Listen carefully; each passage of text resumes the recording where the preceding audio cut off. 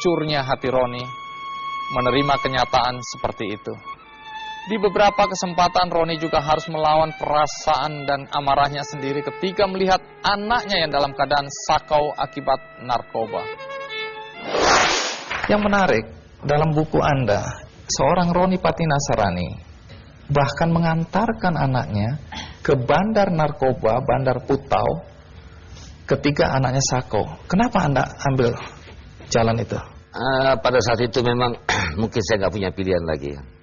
Jadi pada suatu malam itu kadang-kadang Yeri lagi jam 2 dia datang tegur sama saya, "Pak, Yeri nggak kuat.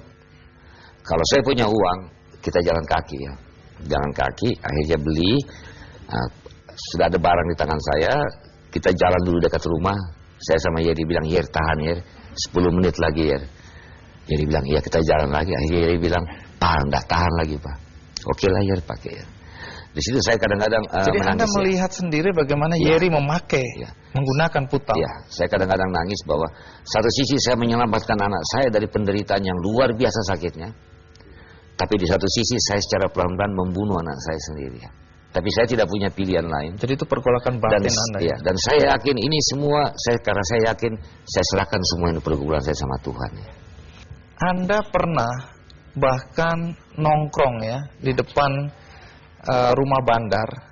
Nah, bagaimana seorang Roni Patinasarani, karena sudah dikenal publik, Anda menyamar, pakai topi, pakai sandal jepit aja, nongkrong di depan rumah bandar untuk mengawasi gerak-gerik anak-anak tercintanya.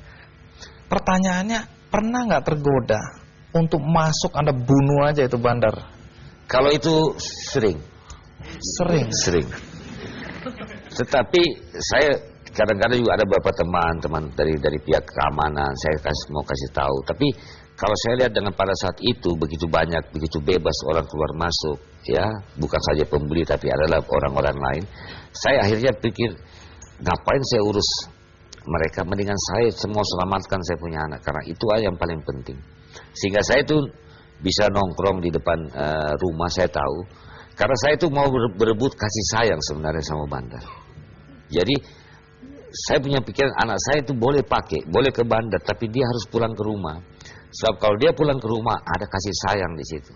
Sehingga disitulah kita berebut kasih sayang ini. Berapa lama Anda mengalami itu? Ada sekitar setahun lebih untuk berebut kasih sayang. Sehingga akhirnya mereka juga akhirnya kembali ke rumah walaupun mereka pakai. Karena saya hanya mau kasih lihat sama mereka, Stella, Cita, bahwa mereka kalau pulang ke rumah, kita Yeri Beni bukan anak yang bermasalah, tapi kita punya anak yang patut kita sayangi,